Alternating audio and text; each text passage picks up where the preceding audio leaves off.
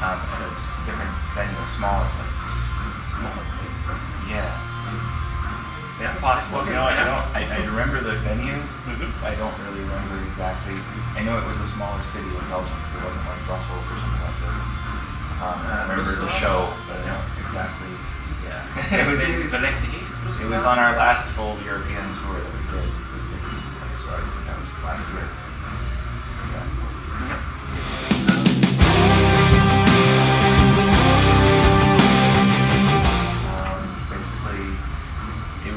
Produced this time by Mike Platnikoff in Los Angeles. Mike Platnikoff.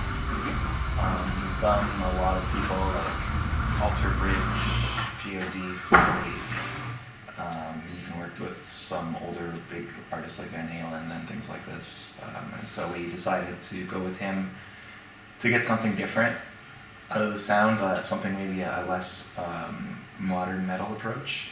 Because we wanted to try to make the record sound a little different than a lot of the other production out there.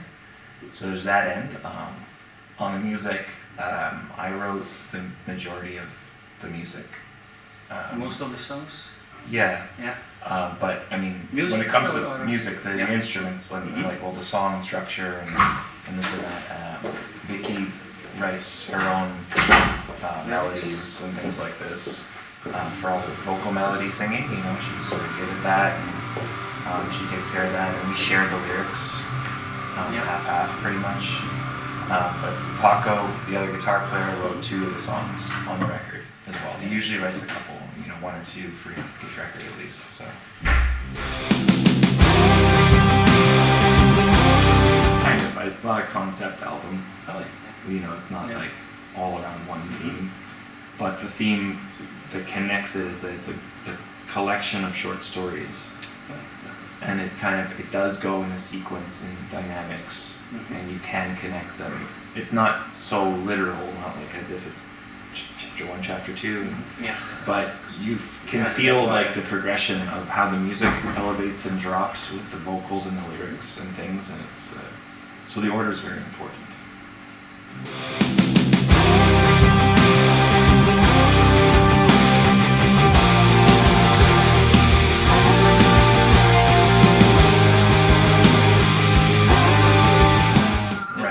Yeah, I think we changed with each other kind of thing.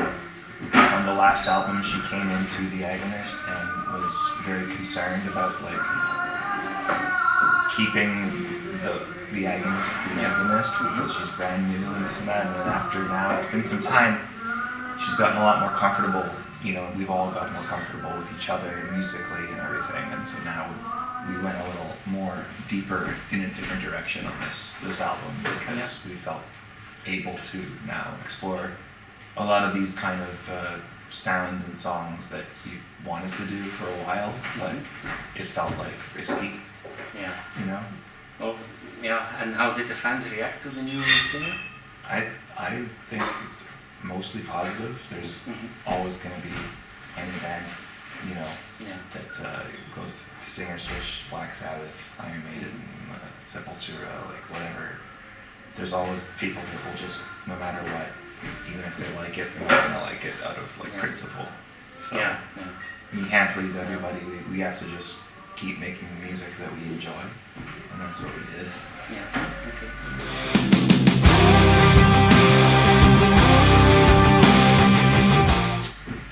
We had a 4-album contract with Century Media, so we finished that, and then we went shopping. Basically, we knew we had a new record, so our management spoke with a couple labels, and the Napalm offer just seemed like the best fit. And that's kind of what happened. It's kind of a simple answer, I guess.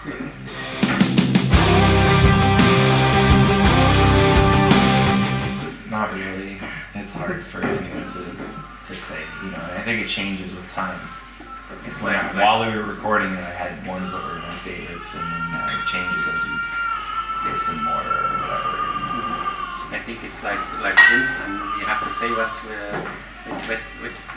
you like the most, but that's not possible, I think. Yeah. Every song has its own... Or who's your favorite band? It's I don't have one, even if I have ones that I really like.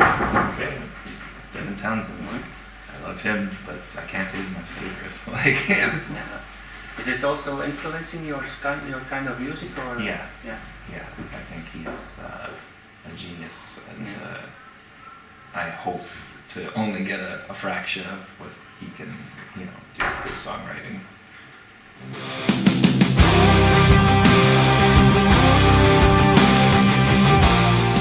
There's an artist named Gustavo Salves from South America.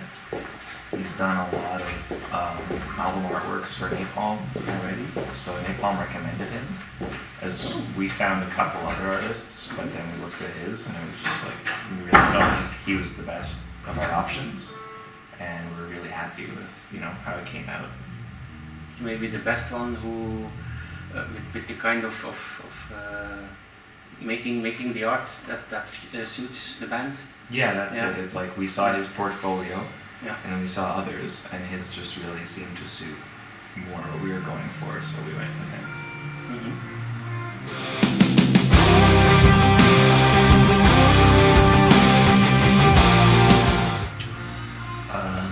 A lot of loud music and a lot of headbanging. Yeah. I mean, we're gonna play a lot of songs from all our albums, pretty much. Is it There's a song from every album in the set. Okay.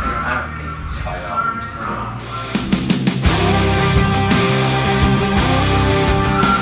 You gotta choose wisely and whatnot, and at least we're headlining tonight, it's a little easier. Yeah. On a support slot or a festival, it's really hard. You have like 30 minutes. 5 albums, 30 minutes. Yeah. It's like...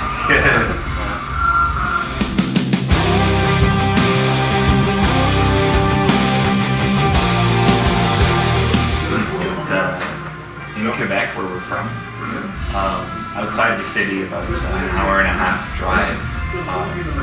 It was an abandoned military station. It used to be a military radio station for the Canadian government, but it's been basically taken down like a long time ago. They took all the equipment out of there, and then a lot of people have gone in there since and like graffitied it or whatever, skate skateboard stuff. So it's kind of like this cool abandoned place right now. Chris Kells, our bass player, is also a video director. He directed that video. He directed A Moment. He directed My Witness with Victim. And he directs many other bands' videos when he's not playing, because that's like his job. So he found that location, because he's always scouting for these locations. It's very, very cool. Yeah.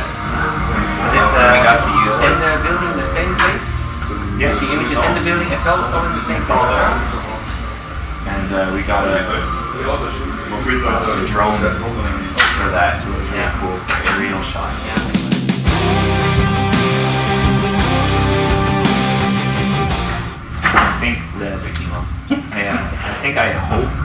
I have faith that it's going in the right direction, slowly. I think streaming is the only future music can have. Outside of, I think the collector stuff will just remain for those that are into it. Vinyls and even CDs, like purely for the collectors. I don't think there's a person that wants that. So I think that'll stay as like a special edition sort of feeling for collectors. But in terms of just the general revenue and everything, streaming is the future, I think. And it's year by year, they start paying out more and more as artists. So they have to just keep that scale going up and up and up. If that keeps rising, at a certain point it'll reach a point that's acceptable, for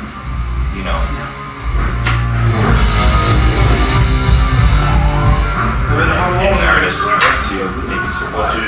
Probably will never be like the 80s, where you're living in mansions, but I'd be totally happy to just have my own small place to live, create just my music. That's all I'm doing. Is it also the same with the music you make on a video clip like YouTube? Yeah. And you can show it to everybody, but I think that you have to see it positive, because that's the way people can learn about the Agonist. Yeah, but now it's everyone can have their stuff out there for millions of people. That's good. Yeah. But also there's so much. Like it's like there's thousands and thousands of bands out there all competing for space now, and everyone has a voice because everyone's gonna get you too. So it kind of like waters it down, and so it's harder to stand out. So even though you have the opportunity to, it's good and bad.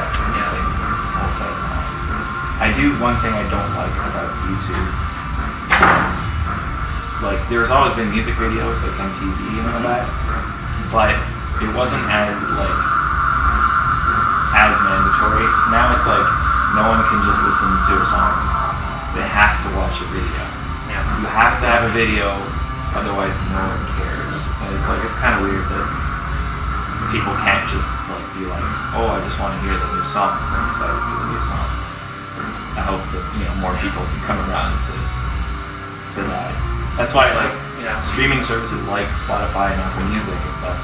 I think it's a lot better because they don't have the visual distraction and they can just focus on the music only. So it has both sides.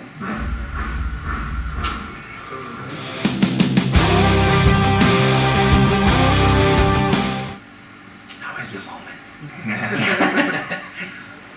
This is the moment. Get out there and check out 5. I don't care, I'd like you to buy it, but if you want to download it first, I know the world we live in, but just get out there and listen to it. Listen to the album. Like I'd say to our fans, get out and listen to the album. Don't just listen to the music video, because the album is a very large piece that Vicky and I and the guys put together, and it's meant to be taken as a record, not as just 2 or 3 songs or whatever. So.